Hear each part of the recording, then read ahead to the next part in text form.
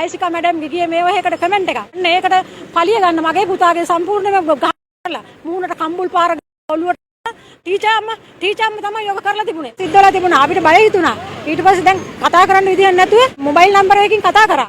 කියන්න තව දෙයක් නැහැ. මේ වගේ ජනප්‍රිය ශිෂ්‍යත්ව ගුරුවරියක් විසින් සිදු කළ පහර දීමකින් තරුණයෙකු තුවාල ලබා මීගමුව රෝහලට ඇතුළත් කර තිබෙනවා.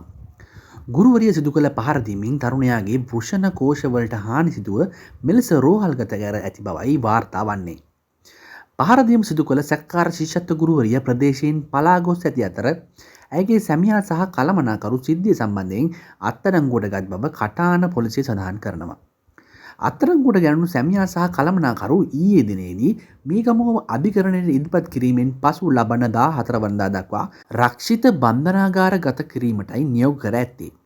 මේ වන විට සැඟව සිටින ටීචර් අම්මා ලෙස හඳුන්වන සැකකාර ගුරුවරිය අත්අඩංගුවටගෙන අධිකරණයට ඉදිරිපත් කර ලෙස මහේස්ත්‍රාත්වරයා විසින් පොලිසියට නියෝග කර තිබෙනවා. පහර කෑමට ලක් වූ තරුණයා 32 වසරේ වී පසුවන කටාන ප්‍රදේශයේ පදිංචිකරුවෙක් බවයි පොලිසිය සඳහන් කළේ. එම තරුණයාගේ සහෝදරය වූ WhatsApp පණිවිඩයක් සම්බන්ධයෙන් ඇති වූ තත්ත්වයක් මත මෙම පහර දීම සිදු කර ඇති බවට විමර්ශනවලදී අනාවරණය වූ බව පොලිසිය වැඩිදුරටත් පැවසුවා. මෙලෙස පහර කෑමට ලක් වූ තරුණයා සැකකාර ශිෂ්‍යත්ව ගුරුවරිය යටතේ සේවය කළ සේවකයෙක් බවයි වාර්තා වන්නේ. සිද්ධ වුණේ 6 වෙනිදා ඡන්දේ දවසේ. ඡන්ද දවසේ දරුවා කැෂුවල් ගියේ. මගේ මහත්තයා දැන් සති ගාණක් අසනීපෙන් මම තමයි එයාව එක්කන් යන්නේ. ඒක මේ ඒ හින්දා මම එයාට කියලා තියෙනවා 10 පහු වෙනකන් ඉන්න එපා කියලා. 10ට මම එයාව එක්කන් යනවා. ඊට පස්සේ දැන් කොහොම හරි ඡන්ද දවසේ එයා බයික් එක අරගෙන ගියා. මම බයික් එකේවත් ළමයව යවන්නේ නැහැ. තනියම යවන්නේ නැහැ. ඉතින් කොහොම හරි බයික් එකේ ළමයා ගියා. ඡන්ද දාන්න උදේ බැරුණ හින්දා 10ට වරුවෙන් එන්නම් කියලා. වරුවෙන් ඊට පස්සේ ආව ඡන්ද දාලා ආපහු යන්න ඕනේ කිව්වා. මං කොයි යන්න එපා දැන් ඔයාලට වරුවක් තියෙනවනේ කියලා. ඊට පස්සේ මේ අසීමත් දීලා තිබුණේ. ඒතර වැඩ කරන්න බැරි හින්දා ළමයා ඇත්තටම කියනවානේ මානසික ආතතියකින් හිටියේ. එදා එන්න කියලා ආපහු ළමයා වැඩට ගියා. ඊට පස්සේ දැන් 10ට බැලුවා ළමයා ඔෆ් වෙලා ආවේ නැහැ. 10 හමාරට මං කෝල් ගත්තා. මේ මොනවද කරන්න එන්නේ නැද්ද කියලා. ඊට පස්සේ ලෑන්ඩ් නම්බර් පුතාගේ ෆෝන් එක ඕෆ් කරලා තිබුණේ. ලෑන්ඩ් නම්බරෙන් කතා කරලා කිව්වා කෝල් ඉතින් ඕෆ් වෙන්නේ නැද්ද කියලා අහනකොට ඒගොල්ලෝ ලෑන්ඩ් නම්බරේ තිබ්බා. ඊට පස්සේ ගන්නවා කෝල් ලෑන්ඩ් නම්බර් ඔක්කොම ඕෆ්. ඕෆ් කියන්නේ රිසීවර් අයින් කරලා තිබුණේ. ඊට පස්සේ ඒ වෙනකොටත් ඒ මොන හරි දෙයක් අතර සිද්ධ වෙලා තිබුණා. අපිට බය හිතුණා. ඊට පස්සේ දැන් කතා කරන්න විදියක් නැතුව ඊට පස්සේ කොහොම හරි මේ මොබයිල් නම්බර් එකකින් කතා කරා. මොබයිල් නම්බර් එකකින් කතා කරලා මගේ පුතායි කතා කරේ. කතා කරලා කිව්වා අම්මේ මේ අම්මයි තාත්තයි චූටි අක්කයි එන්න කියලා. මොකද මං කිව්වා ඇයි චූටි අක්කට එන්න කියන්නේ? චූටි අක්ක ළමයි දෙන්න වඩාගෙන ඔහෙ එන්න පුළුවන්. දැන් චූටි අක්ක ළමයි නිදිනේ කියලා. ඊට පස්සේ මේ නෑ අම්මේ චූටි අක්කවත් එක්ක කරගෙන එන්න කියලා කිව්වා. ඊට පස්සේ පුතා කතා කරේ බයෙන් වගේ. ඊට පස්සේ මම ඉක්මනට ගියා. ගිහිල්ලා බලනකොට එතන මේ කවුද මේ හයසිකා මැඩම්ගේ මේ කාර්යාලයට අරන් ගියේ. මේ මොයිච් එක ඉස්සරහ තියෙන්නේ. ඔතන තමයි අපි අරන් ගිහලා මගේ මහත්තයා කිව්වා මේ කෝ කවුද අපිට එන්න කිව්වේ මොකටද එන්න කිව්වේ කොහමයි පුතා කියලා ඇහුවා. ඊට පස්සේ එයා හරි ප්‍රෙෂර් එක එයා හරි අමාරුයි මොකද එයා අසනීපෙන් හිටියේ. ඒ හින්දා එයා එහෙම කතා කරාට පස්සේ එයාට මේ බය හිතුණා අම්මයාට මොකක් හරි එකක් තමයි කියලා. ඊට පස්සේ නේ හයසිකා කෑ ගැහුවා මොකද මෙතන සද්ද දාන්නේ. ඉඳගන්න කියලා. ඊට සද්ද මේ ඒ විතරක් නෙමෙයි. එයා ඊට පස්සේ මේ මගේ පුතා මම සද්දෙන් නෙමෙයි කතා කරන්නේ මම මගේ පුතාකෝ කියන්නේ. හරි ඉඳගන්නකෝ කිව්වා. සැර වුණා මගේ මහත්තයාට. ඊට පස්සේ මමත් කිව්වා කියන්නකෝ පුතා කියලා. ඇහුවේ නෑ. අපි ඊට පස්සේ අපි කතා කරන ඔක්කොම වීඩියෝ කරගත්තා. ඊට පස්සේ කිව්වා පුතා ඉන්නවා ඉඳගන්නකෝ කියලා කිව්වා. ඊට පස්සේ දැන් ඔන්න විස්තරේ කියන්න පටන් ගත්තා. මගේ දුව දාලා තිනවා අර පෞගිය කාලේ මේ හයසිකා මැඩම් ගියේ මේ වහේකට කමෙන්ට් එකක්. අන්න ඒකට පලිය ගන්න මගේ පුතාගේ සම්පූර්ණයෙන්ම ගහලා කරලා මූණට කම්බුල් පාර ගහලා ඔළුවට ගහලා කවුද කියන මේ හයසිකා මැඩමුයි ඉස්කෝලේ මහා ලොකු ටීචර් අම්මා තමයි යෝග කරලා තිබුණේ. මගේ පුතාට මම මගේ අම්මගේ වේදනාවෙන් මේ කතා කරන්නේ. මගේ දුව පුතාට ඒ විතරක් නෙමෙයි. කවුද මේ මනේද කියන චානක විසුද්ධිත් කියන ඒකත් ගහලා තිබුණා මගේ පුතාට. ඒ විතරක් නෙමෙයි. අද එන්න කියලා ඉවරලා මගේ කෙල්ල කමෙන්ට් එක දාලා කියලා කමෙන්ට් එක දැම්මා කියලා ඒකේ පලියට ඒක උඹ මේක වරද පිළිගනින් කියලා පුතාලව බලන් ලියුමක් ලියාගෙන තිබුණා. ඒ විතරක් නෙමෙයි. මගේ දුව ගියාට දුවට තනියම යන්න බෑ. පොඩි ළමයි දෙන්නත් වඩාගෙන අපි ගියේ. ඒ ගිහලා ඔෆිස් එකට ගිහලා අපි තර්ජනාත්මකව මේ මහ කුහක විදියට කතා කරා. මාළුකාර ගෑණියෙක් වගේ කතා කරේ. හරි ඒ කතා කරලා ඉවර කොහොම හරි අන්තිමේදී මේ මගේ මේ දුවගෙන ඊට පස්සේ ලියුමක් ලියව ගත්තා. මොකද බලහ මේ ඒ වගේ කමෙන්ට් ආවේ දාන්නේ නැහැ කියලා. මාධ්‍ය නිදහස තියෙනවා මේ ලංකාවේ. ඔයව නේද ජනාධිපතිගේ කවුද දාන්නේ ඒවට මේ ඔය විදියට ලියුම් ලියන්න ඕනේ. මගේ දුව මේ වැරද්දක් කිව්වේ නෑ. ඒ මිනිස්සයා කරන අසාධාරණ කකුවකම් කරේ. මගේ පුතා මෙච්චර කාලයක් වැඩ කරනවා. දැන් මාස 6ක් වෙන්න යනවා වැඩ කරනවා. එපොයින්ට්මන්ට් ලෙටර් එකක් දීලා නැහැ. නමුත් ළමයාට විරුද්ධව හැම දෙයක්ම කරලා තිනවා. මට ඔතන වැඩ කරන්න බෑ. ඉන්න ඔක්කොම වට කරගෙන ළමයාට පයින්ෝයි මේ ළමයාගේ පුරුෂ ඉන්ද්‍රිය පිටතට ගහලා තියෙන්නේ. ඒ ගහලා ඉවරලා පුරුදු ළමයා අසනීප වෙලා එදා හොස්පිටල් එකට අරන් ගියා. කො පුතා කියලා කිව්වේ නෑ පුතා කවුද කියලා. කොහෙද කියලා. ඊට පස්සේ අන්තිම මොහොතේ තමයි එයාගේ විස්තරය ඔක්කොම කියලා තමයි පුතා එයා රෙකෝඩ් කරගත්තා. මීඩියා වලට දායි. එයා අපේ ඔක්කොම අපේ වීඩියෝ කරගෙන රෙකෝඩ් කරගෙන ඔක්කොම මේව කරගත්තා. දායි. අපි අපේ දුවගේ අතේ තිබුණු ෆෝන් එකත් අවසල ඔයාලා මේව රෙකෝඩ් කරනවා ඇති කියලා දුවගේ අතේ තිබුණු ෆෝන් එකත් අරගෙන ඕෆ් කරා. ඊට පස්සේ කොහොම හරි අපි කොහොම හරි ඊට පස්සේ පුතා බලන්න ඕනේ කිව්වා. පුතා ඊට පස්සේ පොලිසිය ඉන්නේ කිව්වා. පොලිසියට ඊට පස්සේ පුතා මගේ මහත්තයාට පොලිසියෙන් කෝල් එකක් ආවා. මගේ ෆෝන් එකට තාම කෝල් එකක්.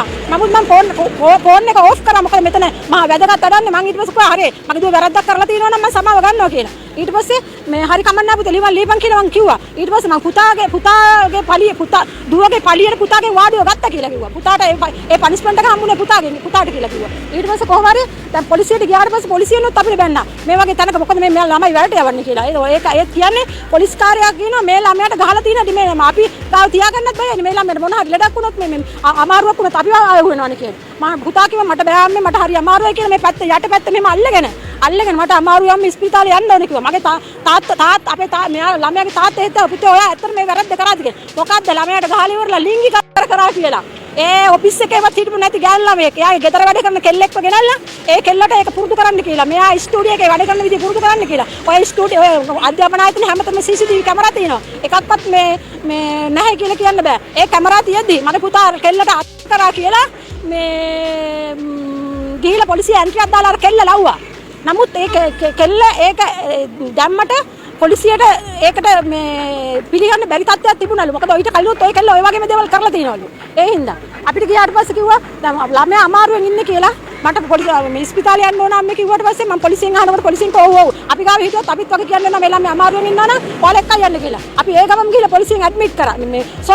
මේ හොස්පිටල් එකේ ඇඩ්මිට් කරා. මේකම හොස්පිටල් එකට ඇඩ්මිට් කරලා මෙතන ආවිලා ළමයාට ඉන්ජෙක්ෂන් එකක් දීලා බලලා ડોක්ටර් කිව්වා ළමයාගේ වුෂ්ණකොස් තල්මක් තියෙනවා කියලා. ඊට පස්සේ තලිලා තියෙන්නේ කියලා කිව්වා. ඊට පස්සේ පයින් ගහලා තියෙන හීල්ස් දාගත්තු හයිස්ටික මැඩම් පයින් ගහලා 3-4 පයින් ගහලා කම්බුලට ගහලා විශ්වජිත් කරුව කවුද මේ චානක විශ්වජිත් කියලා මැනේජර් කාර්යයක් දාලා මේ හයිස්ටික මැඩම්වත් ගහලා හයිස්ටික මැඩම් කියන්න බෑ හරියට ඉගෙනගත්තු මිනිස්සෙක් නෙමෙයි හරියට ඉගෙනගත්තු මිනිස්සෙක් නෙමෙයි මහලොකු ටීචර් අම්මා මගේ පුතාට අමාරුසක විදියට ගහලා ඉවරලා අන්තිමේදී ගිහිල්ලා පොලිසියට අමිල්ලක් දැම්මේ ලිංගිකකම් කරා කියලා. හරි ඊට පස්සේ දැන් අදටත් මම කොල්ලා අපි බෞද්ධ ආගමිකව මම බුදුන් වහන්සේ ආදහනවා. මගේ බුදුන් වහන්සේ මට පිහිට තියෙනවා. හරි ඒ වගේම දෙවියන් වහන්සේ පත්තිනි වෑණියන්ගේ පිහිට දෙනවා. මගේ දරුවට අසාධාරණයක් උනේ නෑ. අදටත් මගේ දරුවා නිර්දෝෂයි. මම ඔක්කොටම කියනවා මෙච්චර කාලෙකට තාත්තගෙන්වත් ගුටියක් ආපු නැති මිනිස්සු කොහෙවත් යන ගෑණියෙකුයි මිනිහෙකුගේ ගුටි කෑවා පයින් කෑවා. ළමයාගේ තාත්තා තල්ම දැන් ටිකට් කපාගෙන ඊයේ හවස ගෙදර එක්කන් ගියා. ගෙදර එක්කන් ගියාම ළමයාට ආතතියට උනේ. ළමයාට ඔළුව කරිදනවා කියන උනේ උනේ. උදේ එනකොට බඩ කර වෙනවා කියලා කෑ ගහනවා. උදේ ආපහු ඉස්පිරිතාලේ ගිහලා ඇවිල්ලා ඇඩ්මිට් කරා. අද පොලිසියට එන්න කියලා තිබුණා. අද අපිට පොලිසියට 8ට එන්න කියලා තිබුණා. පොලිසියට අපි ගියා 8ට. යනකොට පුතාව හොස්පිටල් ළඟන් ගිහිල්ලා. ඊට පස්සේ පුතාව හොස්පිටල් ගිහින් අපි දැන් අම්මයි මහත්තයයි ගියා. අම්මයි මහත්තයයි ලොකු දෙයි ගියා. ඒ යනකොටත් එයාට 8ට එයාලා 8ට ආවේ නැහැ. ඊට පස්සේ 10 වෙනකන් අපිට ඉන්නකෝ 10ට එයා එන්නම් කිව්වා කියලා. ඊට පස්සේ 10 වෙනකනුත් බැලුවා. 10 හමාර වෙනකනුත් බැලුවා. නැති හින්දා අපිට යන්න කිව්වා. එයාලට ඇක්ෂන් එකක් ගන්නම් කියලා. ඊට පස්සේ අපි ගෙදර ගියා. ඊට පස්සේ දන්නේ අපිට උසාවියට එන්න කිව්වා. අපි දැන් උසාවියට ගියා. දෙවියන් වහන්සේ කියන්නේ අපේ දෙයියෝ අපේ ගෞතම බුදුහන්සේගේ බුදු ගුණ සත්‍යයි. ඒ සත්‍ය අනුභවය බලයෙන් මගේ දරුවා නිදොස්කට නිදහස් වුණා. මගේ දරුවා තාම හොස්පිටල් එකේ. මගේ දරුවා ලිංගික කරලා නැහැ කියලා පිළිගත්තා ඒගොල්ලෝ. හරි. එතකොට මගේ දරුවා මේ දනුත් මේ වෙනකොටත් ඉස්පිරිතාලේ.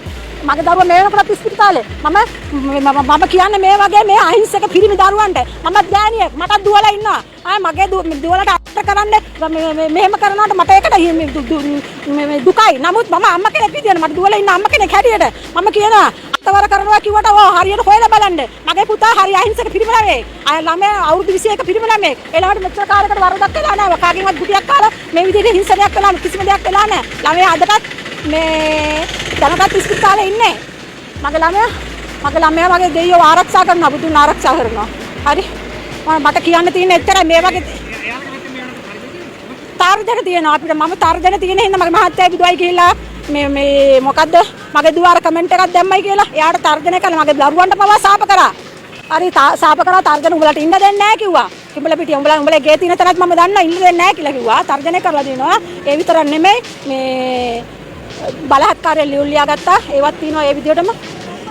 කියන්න තව දෙයක් නැහැ. මේ වගේ අසාධාරණකම් වෙනවා. ඒකයි මම මේ කිව්වේ. මමත් අම්මා කෙනෙක් දරු තුන් දෙනෙක්ගේ අම්මා කෙනෙක්. මම මේ වේදනාව ඡන්දේ දවසේ ඉඳලා අපි ආසාවෙන් ඡන්ද දාලා ඉවල ඡන්දේ අහන්නවත් අපිට අවස්ථාවක් හම්බුන්නේ නැහැ. අපි ජනාධිපතිතුමාට කියනවා මේ වගේ සාධාරණත්වයට මේ කරන්න කියලා. අපි ජනාධිපතිතුමාට වැඳලා කියනවා මේව සාධාරණයක් කරන්න කියලා. මේ හැමදේටම බොරු කාර්යෝ හැමතැනම බොරු කාර්යෝ.